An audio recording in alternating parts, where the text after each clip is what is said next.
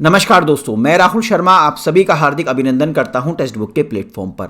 दोस्तों, world economic forum जिसको हिंदी में कहते हैं विश्व आर्थिक मंच, एक ऐसा प्लेटफॉर्म है, एक ऐसा मंच है जहां पर अगर किन्हीं शब्दों का गुणगान किया जाता है या फिर डिस्कशन किया जाता है तो उन शब्दों को पूरी की पूरी दुनिया बड़ी गंभीरता से लेती है। ऐसे ही कुछ शब्दों का इस्तेमाल किया गया है इस मंच से, जिसमें एक शब्द है ग्लोबल रिसेशन, यानी कि पूरी की पूरी दुनिया अब मंदी की गर्त में समा रही है, यानी धीरे धीरे मंदी पूरी दुनिया को अपने कब्जे में ले रही है। इस मंच पे एक रिपोर्ट भी साझा की गई है, जिस रिपोर्ट में यह कहा गया है कि इस मंदी से दुनिया को निकालने में भारतीय सीईओ यानी कि भारतीय मुख्य कार्यकारी अधिकारियों का एक महत्वपूर्ण रोल रहने वाला है। तो आखिरकार ये रिपोर्ट है क्या, इसके बारे में जान लेते हैं। दोस्तों, वर्ल्ड इकोनॉमिक फोरम यानी कि विश्व आर्थिक मंच से एक रिपोर्ट पेश की गई है जिसको पीडब्ल्यूसी रिपोर्ट बोलते हैं। इस पीडब्ल्यूसी रिपोर्ट में यह कहा गया है कि पूरी की पूरी दुनिया इस समय रिसेशन से जूझ रही है। रिसेशन को समझने से पहले मैं आपको बताता हूं डिफ्लेशन क्या होता है। देखिए, अगर किसी इकोनॉमी में समय के साथ वस्तु और सेवा यानी गुड्स एंड सर्विसेज के प्राइस लगातार रिड्यूस हो रहे हैं तो उसको कहते हैं डिफ्लेशन। और अगर किसी भी इकोनॉमी में ये डिफ्लेशन 2 क्वार्टर तक रुक जाए यानी 6 महीने तक रुक जाए तो इसको रिसेशन कहते हैं, नहीं मंदी कहते हैं। तो पीडब्ल्यूसी ने अपनी रिपोर्ट में कहा कि पूरी की पूरी दुनिया इस समय आर्थिक मंदी से जूझ रही है, मतलब उसकी ओर मंदी की ओर बढ़ चुकी है। ऐसे में कंपनीज को बिल्कुल भी प्रॉफिट नहीं हो रहा है, लगातार कंपनीज का प्रॉफिट कम हो रहा है। अब इस मंदी से दुनिया को निकालने में भारतीय जो मुख्य कार्यकारी अधिकारी है उनका एक अहम रोल रहने वाला है। इस मंदी से यही लोग दुनिया को निकाल सकते हैं, ऐसा इस रिपोर्ट में कहा गया। ये मैं नहीं कह रहा हूं, इस रिपोर्ट के अंदर कहा गया कि इंडियन सीईओ दुनिया के सबसे शानदार सीईओ हैं जो आर्थिक दृष्टि से कामों को करने में बहुत ज्यादा सक्षम है बाकी देशों के अधिकारियों की तुलना में। इन्होंने कहा है कि ये जहां पर भी होते हैं वहां की इकोनॉमी को मजबूत कर देते हैं, उस देश की इकोनॉमी को मजबूत कर देते हैं। यह रिपोर्ट एक सर्वे के आधार पर है। यह सर्वे किया गया है दुनिया के 40% और इंडिया के 41% सीईओ पर।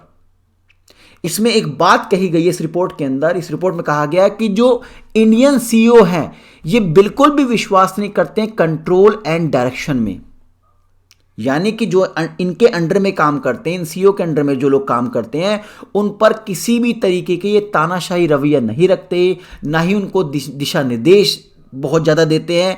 ये उनको फ्री हैंड छोड़ देते हैं काम करने के लिए।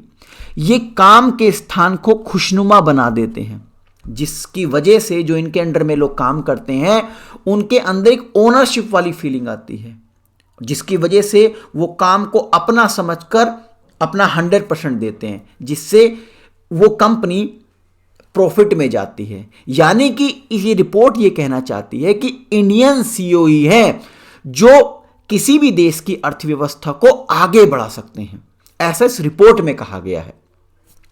अब आखिरकार ये पीडब्ल्यूसी है क्या, तो मैं आपको बता देता हूं। पीडब्ल्यूसी का मुख्य उद्देश्य है, मुख्य पर्पज यह है कि वो सोसाइटी के अंदर, समाज के अंदर एक ट्रस्ट पैदा करे और जो छोटी छोटी जो महत्वपूर्ण प्रॉब्लम्स हैं उनको रिजोल्व कर सके।